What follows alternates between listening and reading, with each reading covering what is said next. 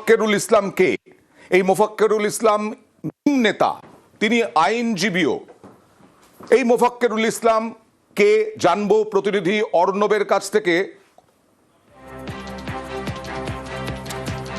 মোফাক্কেরুল ইসলাম উস্কানির অভিযোগে ধৃত এই মোফাক্কেরুল ইসলাম কে? সরাসরি চলে যাব প্রতিনিধি অর্ণবের কাছে। অর্ণব,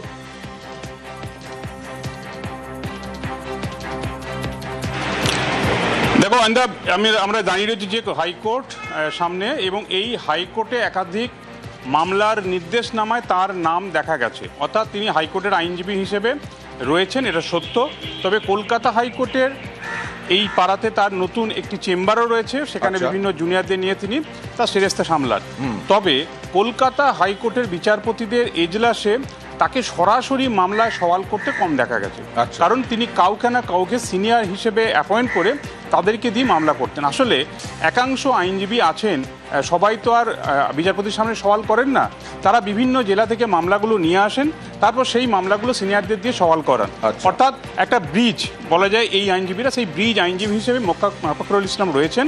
তবে হাইকোর্টের থেকে বেশি তার সাইবার অপরাধ নিয়ে বিভিন্ন মামলা মকদ্দমা, কারোর নথিতে সমস্যা রয়েছে, কারো আধার কার্ডের সমস্যা রয়েছে, কেউ ডোমেস্টিক ভায়োলেন্সের কেস খেয়েছে, এই চাকরি সমস্যা হতে পারে, এই ধরনের যে বিষয়গুলি, সেই মামলাগুলো করতে তার মক্কেলের হয়ে বারবার দেশের এমন কোনো শহর নেই যেখানে মোফাক্কেরুল ইসলাম যায়নি। অন্তত তার সোশ্যাল মাধ্যম তার সাক্ষী, বিভিন্ন শহরে তার ছবি রয়েছে বিভিন্ন মামলা করতে গেছে বলে। এই মোফাক্কেরুল ইসলাম 2021 সালের আগে আসাউদ্দিন ওয়াইসির সঙ্গে সরাসরি কন্ট্যাক্টে আসে বলে আমরা সূত্র মারফত জানতে পারছি, এবং 2021 সালের টিকিটও পায় সে উত্তর দিনাজপুরের ইটাহার বিধানসভা কেন্দ্র থেকে, এবং সে প্রতিদ্বন্দ্বিতা করে, ফল সে হেরে যায়। বেশ কয়েক হাজার ভোট সে পেয়েছিল, এটা সত্যি। এবং সেই সময় পর থেকে যখন এই মিমে যে দাপট মনে করা হচ্ছিল অন্য রাজ্যের মতো আসবে, সেটা কিছুটা ম্রিয়মান হয়ে যায়। তারপর সে সেখান থেকে মিম থেকে দূরে সরে গিয়ে আবার তার নিজের পেশায় মন দেয়, এবং এই মামলা মোকদ্দমা করার সঙ্গে সঙ্গে কিছুদিন আগে তোমার মনে থাকবে যখন ওয়াকফ সংশোধনী আইন বিরোধী বিভিন্ন জায়গায় বিক্ষিপ্ত ঘটনা ঘটছিল আমাদের রাজ্যে, উত্তর 24 পরগনায় বেশ কিছু জায়গায় তার জ্বালাময়ী ভাষণ এবং একই রকমভাবে উস্কানিমূলক মন্তব্য করার জন্য তার বিরুদ্ধে কিছু অভিযোগও সেই সময় হয়েছিল।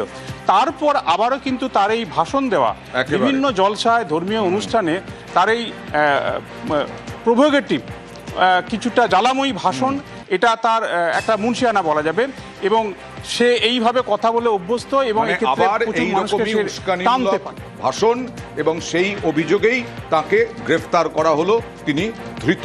আর এই নিয়ে রাজনৈতিক তরজা তুঙ্গে।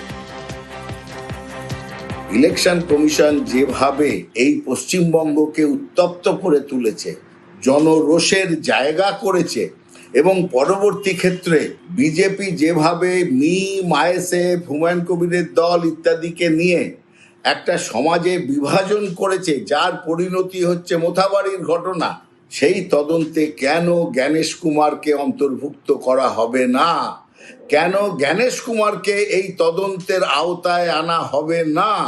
যে ভেতরের বৃহত্তর ষড়যন্ত্র, লার্জার কনস্পিরেসি, সেই অ্যাঙ্গেলে এনআইএ কে জ্ঞানেশ কুমারকে তদন্তের আওতায় আনতে হবে। যে ভদ্রলোককে গ্রেফতার করা হয়েছে তিনি অনেক দিনের পুরনো তৃণমূলের কর্মী।